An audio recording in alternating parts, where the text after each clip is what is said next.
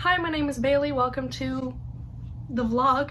It is, what is it? It's December something, 12th maybe? And this is kind of a busy week for me. This is the second week of final season and I have like 3 things going on. I have 1 final, 1 test, and 1 essay to write. So we'll see how that goes. And then I have to fly home on the 16th, which I am so excited for. All I want is to be back home. But that is all gonna happen in this vlog, and you'll come along with me. We'll see how all of that contributes, affects my reading. I'm currently reading 1 book, which I mentioned in last week's vlog right at the end, but I didn't talk about a lot. I'm about to have a reading date with Ava in probably an hour. So I'm gonna be reading with her tonight, so I do want to go to Tim Hortons and grab myself a tea because I haven't bought sugar in probably like a month and a half. So even though I have a kettle, it's all but useless to me because I have no sugar. So I'm gonna go to Tim Hortons right after filming this clip, I think. But let's talk about what I am reading right now. From Blood and Ash. This is a new adult? I don't know. It's a fantasy romance book. I am 122 pages into this. I started this 2 days ago, and I'm actually really enjoying this so far. I am a person who does not like reading synopsises because I like to just go into books blind and figure it out on the way. So it's gonna be tough to synopsize this for you, but I will describe it to you while I'm reading it. But so far, what I can tell you is our main character's name is Poppy, and she is this thing called a maiden, and basically she is not allowed to be touched, she can't be looked upon, she can't like have sex or experience pleasure or anything like that, because she's been like chosen to be given to the gods when she turns 19. Don't really know what that means, so if you're confused, so am I. And Hawk, our other character and the love interest, is a guard who gets assigned to Poppy to guard her. It's in the name. And I don't know the plot of this whatsoever. I think I'm getting an idea of where it's going, but I don't want to say anything yet until it's confirmed to me, at least the general plot for you, because I don't want to like lead you astray. So that's currently all I can tell you. The reason I'm liking this is that the main character, Poppy, you would think she would be this like demure, innocent character because of like all the restrictions on her life, but she's actually a very headstrong and like outgoing and adventurous character. I don't know if that's like the right word I'm trying to say, because like she is innocent in the sense that like she's inexperienced in some things, but I like her because that's not her whole personality. Like she's not demure, and I love her a lot for that. Like she has weapons training, she can defend herself physically, she stands up for herself for the most part, so I'm really enjoying her as a character actually. Hawk, our love interest, I love him so far. We haven't had him for a while. Like, he was in the 2nd and 3rd chapter, and then he kind of disappeared for about like 80 pages, so I'm assuming he's coming back soon, but I did enjoy what I saw of him and the banter between the characters, so I am anticipating enjoying this book. I know there's smut in this book and in this series, but I'm hoping there's smut interspersed throughout it and it's not just like a end of the book thing. I don't like when my romance books kind of take 500 pages to give me smut. It's a personal preference. I do like development between characters, but I also like an intersprinkling of pornography. So I'm excited to read the rest of this. I'm having a good time. I did split this up because this is like a 600-page book, so I ended up splitting it up into 100-page chunks. I don't know if you can see. There you go. So I'm trying to read about 100 pages a day. So right now I'm on my 2nd day and I'm on page 120. So I have like 80 pages left to get to my 2nd marker. So I don't know, my reading of this is going well. I'm not like losing my reading mojo because it's a giant book. I am coming out of a reading slump, so I was nervous picking up a bigger book, but it's going okay so far. Something I strangely love, and it's not strange, but like it's gonna sound strange when I try to explain this to you, but the fantasy romance I've read, which is predominantly Sarah J. Maas, I hate when authors make their female main character 18 years old, like freshly 18 or something like that. And you're like, okay, so she's legal, so when she's dating like some 20-something-year-old man or something, like it'll be fine. But then the author makes the love interest like 3 centuries old or some shit like that. Like this is such a Sarah J. Maas thing to do. Like all of her love interests are like centuries old, and then like the main woman is like freshly 18, and I'm like, okay, it's legal, but why you didn't have to make the man that old? I don't know why authors love men who are centuries old who look like they're in their 20s. I don't know why, and as much as like it doesn't bother me that much, I just hate when I'm reading books and that is what authors decide to do. I don't know if it's just because I'm not into like older guys. I find it uncomfortable to think about dating somebody who's like that far out of my life experience, because I just turned 18. The idea of dating somebody who, just because they look like they're 20, doesn't mean that they are. Like, if they have that much life experience, they're already uncomfortable for me to be dating. You know what I mean? Maybe it's me who feels uncomfortable by that. Anyways, to my knowledge so far, I think that the love interest is in like a mortal age range, and that makes me so happy. He might not be, but I'm pretty sure he is, because we haven't explicitly said yet, but I think by context clues, I think he has like a normal lifespan currently, and he's like in his 20s. And I love that, because she's 18, and I'm like, thank you, Jennifer L. Armentrout, for giving me a normally aged man for once as the love interest. Like, it's bringing me a lot of joy. So yeah, that's where I'm at with this. I'm going to be reading this tonight with Ava, so I will update you later on my reading. But yeah, this is going well. Off to Tim Hortons. I've actually never really been that big of a fan of Tim Hortons.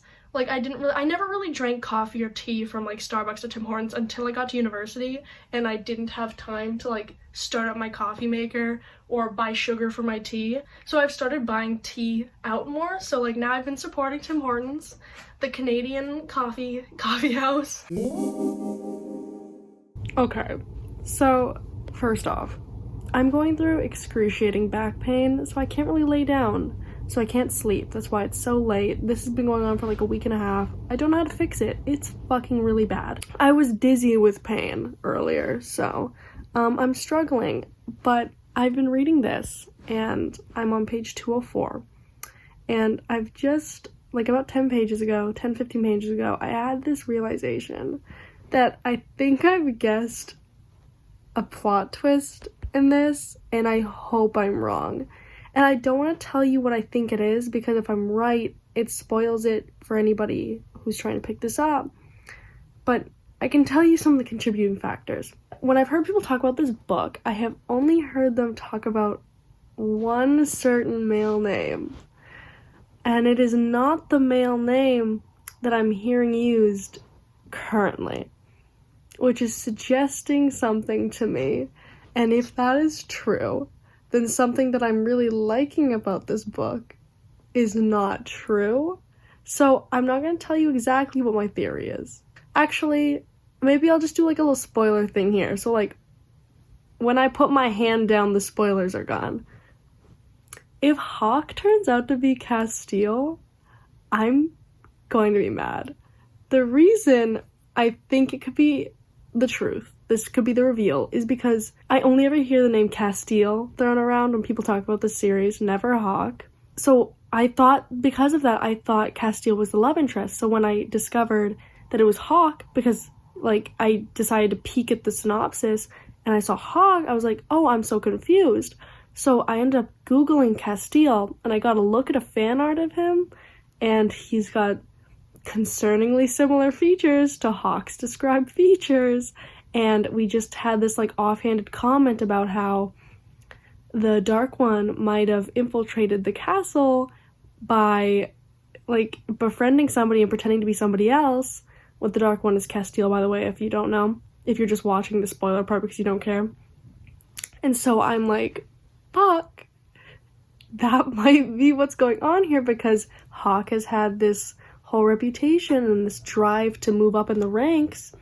So if what I think is correct, which could very well be correct, that would mean, what concerns me most about this is that would mean that Hawk is not actually a reasonably aged love interest like I thought. It would actually mean that he's like one of these centuries old fucking men. He would be like 300 or 400 years old, I do believe.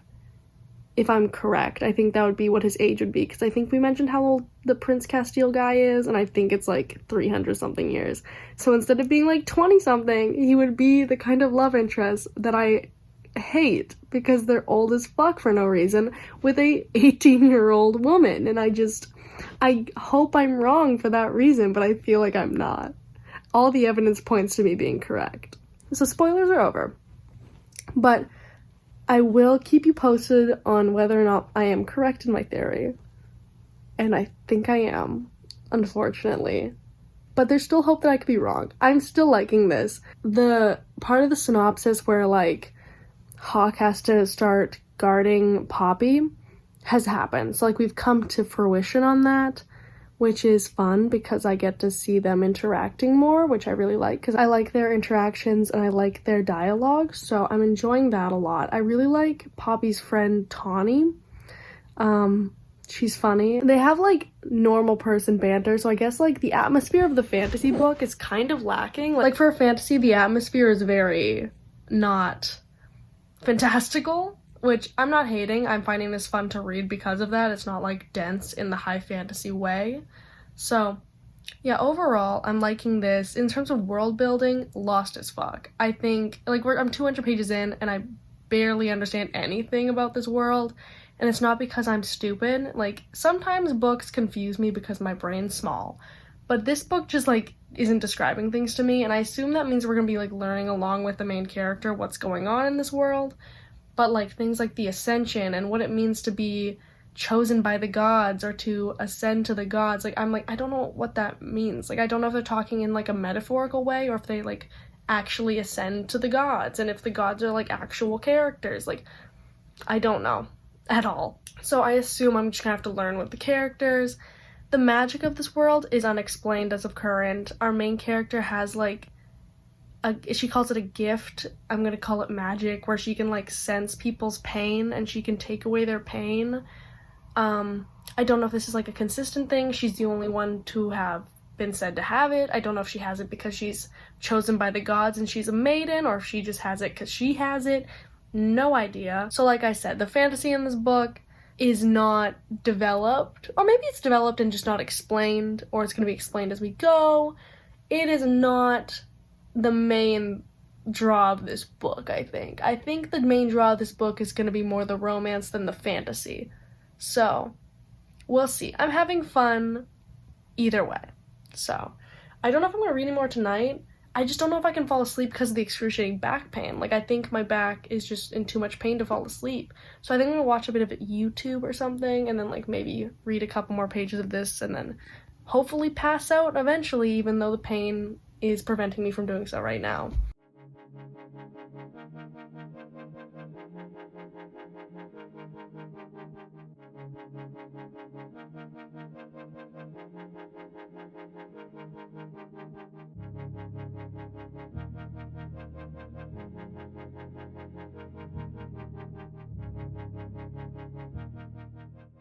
Hey, so it's been a little bit. It's 2022 now, so, like, Happy New Year. So I ended up getting home to my home city.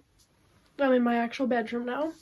And I fell off of reading and vlogging for, like, what, 2 weeks, I think? Which, like, I'm not gonna beat myself up for. I haven't been home in, like, months, so I was meeting up with friends, seeing, like, my family again. You know, all of that. But the moral is we're back. And we're gonna talk about this book, because I'm still not done it, because I haven't been reading. I'm on page 318, so I'm just over 50% through it. And it's still going peachy keen. High-key still no idea what's going on with the fantasy elements. We really are discovering stuff with the main character.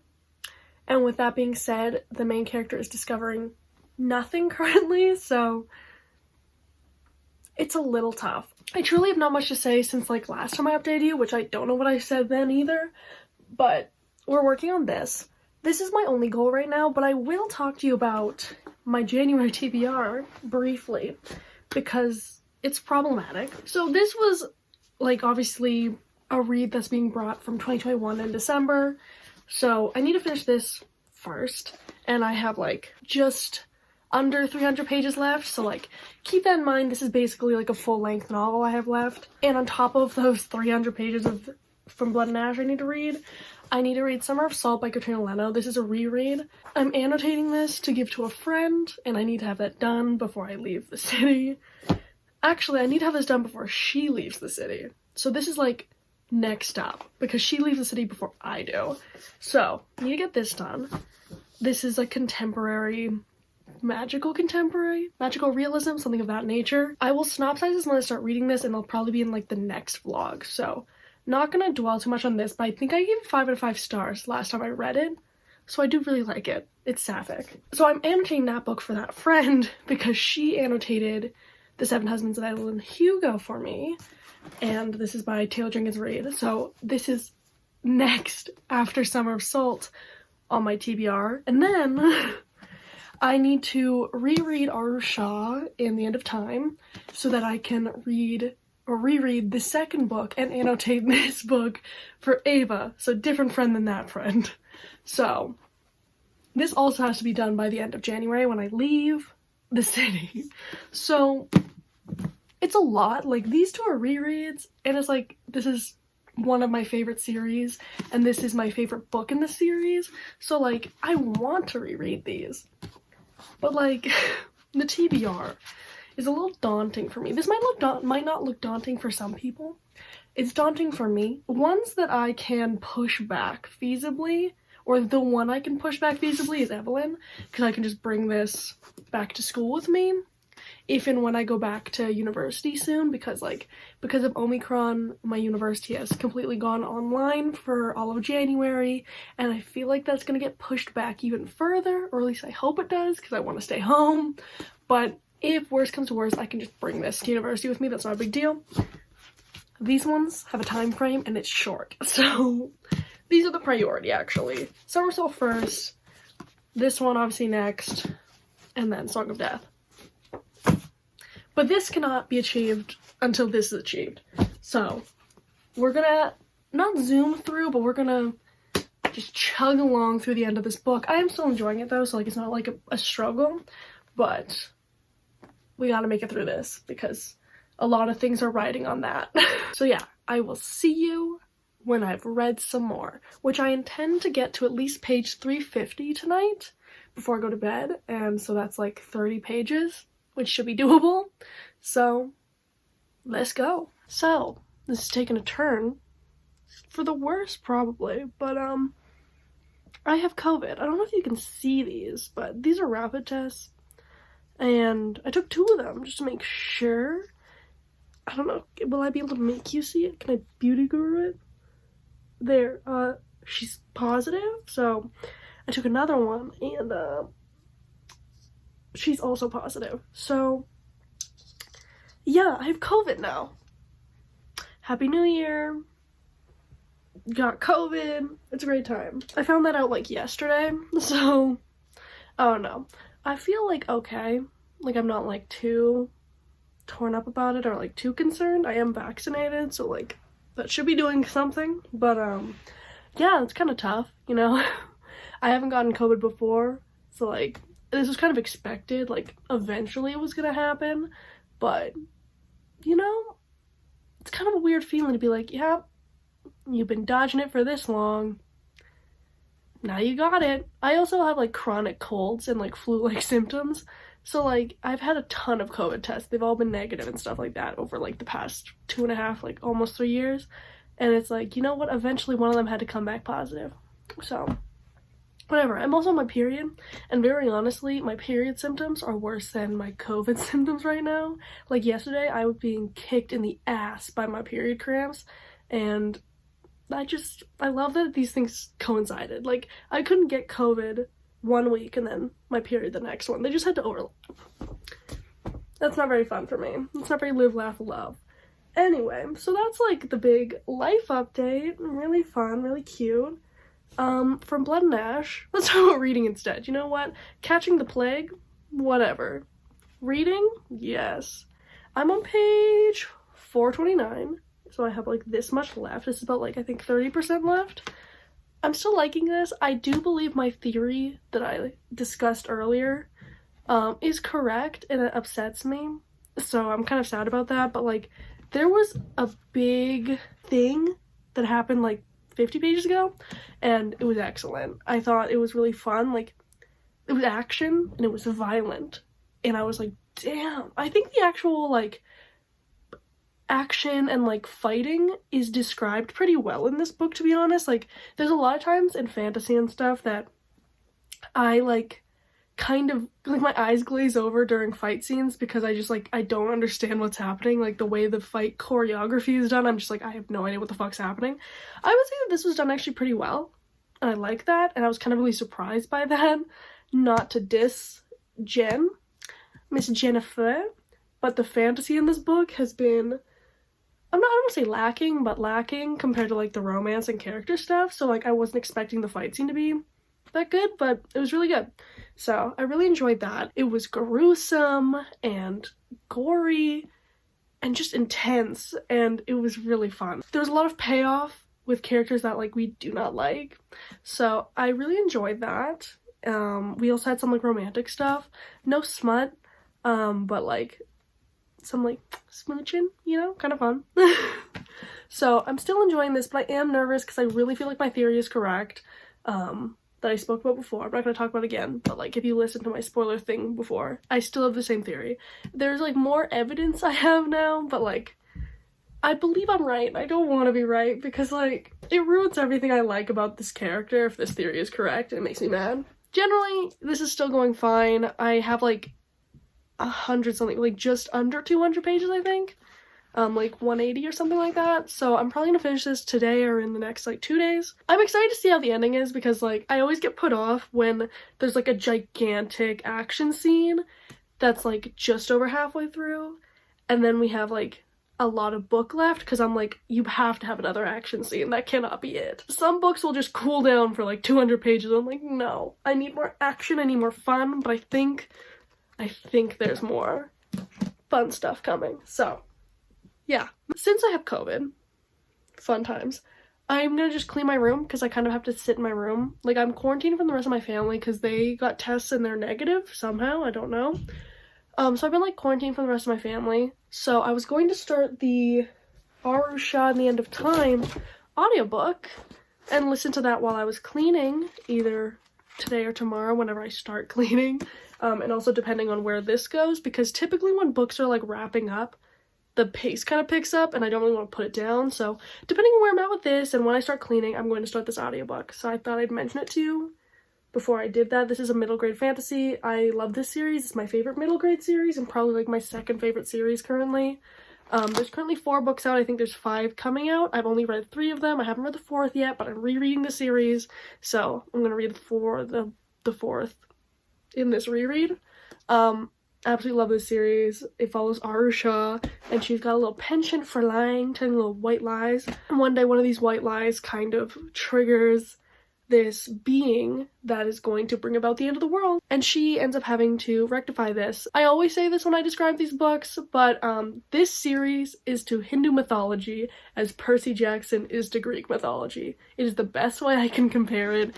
The Hindu mythology and the way Roshani Chokshi like writes it, and the way she, oh my god, the world she builds and the way she incorporates Hindu mythology and how she describes it is so whimsical and beautiful, and I fucking love it. There's nothing I love more than whimsical magical worlds, and like just look at the cover, look at how whimsical and beautiful that is. That's basically the writing, that's basically the world. I fucking love it. It's wonderful. Anyways, that's kind of all I have to update you on because nothing else has really happened. I will update you later on whether or not I've read more, started Shah, or I don't know, the plague gets worse? Who's to say? Who's to say? I'm kind of in this stage with the COVID thing where I'm like, I feel okay and I'm vaccinated, so it should be fine. But then in the back of my brain, because I'm also a hypochondriac and have anxiety, which is not a good combination during a pandemic, but like, just the back of my brain keeps scratching. And it's like, think of all those young, healthy people who got COVID and died anyway. I don't know. It's stressing me out a little, but I'm trying not to think about it. I also feel okay right now, so like it feels like it should be alright. I keep getting texts. I think it's just like a sign that I need to stop filming. You and me gotta talk. Because I finished this book. I need to like look at my notes. They're very, very minimal. But they're there. This book, I gave a 3.5. It was very entertaining. The only thing I can compare this to is Sarah J. Maas, which makes sense because this is a fantasy perfect for fans of Sarah J. Maas. So, I'm not surprised that I feel this way. How I feel when I read Sarah J. Maas these days is that while I'm reading it, I am just so entertained and along for the ride with the fucking wild shit that happens. And then I'll finish the book and I'll look back and be like, what the fuck did I just read? That's kind of what I feel with this, but like while I was reading the last like 200 pages, I was like, what the fuck is this? So it was like a little bit, it was on set faster. Maybe I'm just a different person now. I haven't read Sarah J. Maas in at least like a year. Anyways, if you listened to my spoiler section earlier with my whole prediction, I was right. And I can't tell if I'm super smart or this book is super predictable. And I'm going with the self-love route today, and I'm gonna say I'm smart. Because I was like dead on. There was like little things here and there in the final reveal and like plot twists and stuff that like I didn't call, I guess. But like the main stuff, pretty dead on, baby. Pretty dead on. I truly don't know how to feel. When I went into this book, seeing as the synopsis doesn't tell you much, and I don't really read synopsis anyway, but doesn't really tell you much, and the first 500 pages of this book, dead ass, explains nothing to you. With that being said, like, I had no idea that this book was gonna go the vampires and werewolves route, but it did. Definitely did. It's weird to me, but like, the combination of things that this book reminds me of, now that I have like the whole context, is Vampire Academy and the Shadowhunter stuff. I've never read Shadowhunters, but I've like watched the show and I know enough about it. Let me explain. In Vampire Academy, there is like Strigoi and Moroi, I think? Two types of vampires, basically good and bad vampires. And this book reminds me of that. When we have like the whole reveal at the end, like they actually tell us what's happening in the world. And then there's also like briefly mentioned, and probably will be explained more later, but like they're the werewolf people, and then like the Atlantean people, and like they have a little bond between each other. And I'm like, is this your parabatai? Like, what is this? Like, it feels like a mixture of these two concepts. So like, that's all I could really think of when they actually finally started world building at the end. That's like, this book is so wild because like, usually in fantasy books, the first 150 pages is spent like introducing the characters, but mostly introducing the world and like setting up the setting and all the magic and like the fantastical elements, like fully world building for like 100 pages. This book is the opposite, because this book spends 500 pages telling you nothing and just like talking about the characters, and then the last like 120 pages is just full world building, full tell me how this world works finally. And it was very jarring and kind of weird for a book to do that. I don't know how I feel about it. In all honesty, now that like the world is explained to me, I like the fantastical elements of this book. It would have been nice to kind of, I guess, like, in context, you can't understand more about the world before it's introduced to you. Like, if you know what's going on from the beginning, there's no plot. Because the whole point is that we're finding stuff out with the main character, but it's just, like, a lot to go 500 pages with nothing, and then just, like, go, go, go. Like, monologues upon monologues of, like, this is how the world works, da-da-da-da. But, like, I'm excited now that we kind of do know what's happening to, like, actually explore the world in the next books, because I'm interested. You know what? I didn't know it was going the vampires werewolves route, but I'm not mad that it's going the vampires werewolves route. That's all I'm gonna say. Notes from earlier in the book that I never really mentioned. If you pick any, like, 30 pages past the, like, 180, 200 mark of this book, like, if you just pick any random 30 pages past that mark, and you play a drinking game where you take a shot every time Hawk's dimple is mentioned, you will literally die. This dimple is the bane of my existence. It was attractive at first, it was like cute, whatever, and then I was like, bitch, I don't need to know every time his dimple comes out. I understand, when he grins, his fucking dimple shows up. You don't have to tell me. Like, it's implied when he grins now. Like, don't tell me about the dimple. Don't. My second random note from the middle of the book was about height.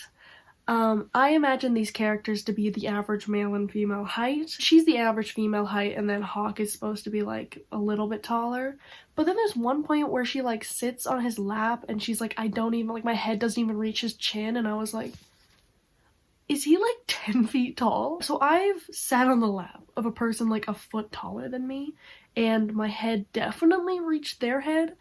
So I'm trying to think, like, okay, like that person was 6'4", and I'm 5'5".